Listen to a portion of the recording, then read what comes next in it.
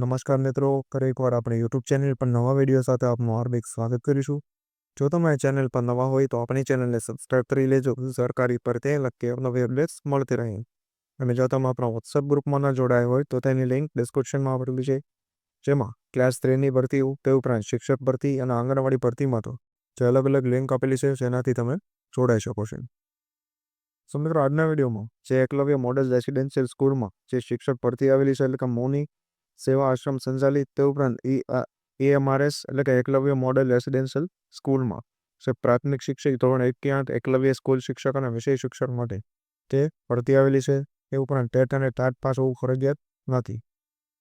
તે ઉપરાંત પ્રાથમિક માટે લાયકાત PTC, BA, BEd જેવી અલગ અલગ દર્શાવવામાં આવેલી છે. તો આ વિશેની સંપૂર્ણ વિગતવાર માહિતી આ વિડીયોમાં આપણે આગળ મેળવીશું. ચાલો મિત્રો, વિડીયો શરૂ કરીએ. તો મિત્રો, સૌપ્રથમ જોવામાં આવે તો ટીચર શીખવાડ, જેમાં કમ્પ્યુટર ટીચર માટેની જે તમે લાયકાત અને સ્કૂલ વિવેકાનંદ વિદ્યાલય 9 થી 12 છે જોઈ શકો છો. પ્રાઇમરી ટીચર PTC અથવા BA, BEd, BSc, BEd લાયકાત માગેલી છે, એટલે કે ગણિત, વિજ્ઞાન સહિતના વિષયો હોઈ શકે છે. ત્યારબાદ બક્ષીપંચ શારદા વિદ્યા મંદિર જે આશ્રમ શાળા છે 1 થી 8માં, એની અંદર આ ભરતી છે. ત્યારબાદ સંસ્કૃત ટીચર અને સોશિયલ સાયન્સના ટીચર માટે પણ જે ભરતી આપવામાં આવેલી છે. ત્યારબાદ સ્કૂલ કાઉન્સેલર અને પ્રાઇમરી ટીચર જે એકલવ્ય સ્કૂલ ધોરણ 6 થી 12 ઇંગ્લિશ મીડિયમમાં ભરતી છે, જેની લાયકાત PTC, BA, BEd અથવા તો BSc, BEd દર્શાવવામાં આવેલી છે. અન્ય રોમાં હોય તો ભોજનાલય માટે જે રસોઈયાની પણ જે પોસ્ટ આવેલી છે. Other subject teachers may also apply for future vacancy, એટલે કે બીજા વિષય માટે પણ તમે એપ્લાય કરી શકો છો. ત્યારબાદ જે ફ્રી ફૂડ અને એકોમોડેશન પણ તમને સ્કૂલ તરફથી આપવામાં આવશે.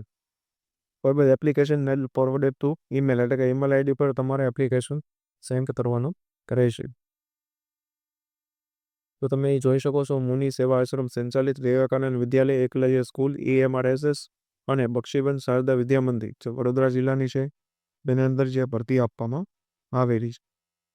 તો ઈમેલ આઈડી અને જે તેની વેબસાઇટ પણ અહીં આપવામાં આવેલી છે, તેના પર તમારે અરજી કરવાની રહેશે. તો અન્ય માહિતી અને PDF જે છે તમને આજના વોટ્સઅપ ગ્રુપ પરથી મળી જશે. તો આજના વિડીયોમાં બસ આટલું. ફરી મળીશું નવી માહિતી સાથે.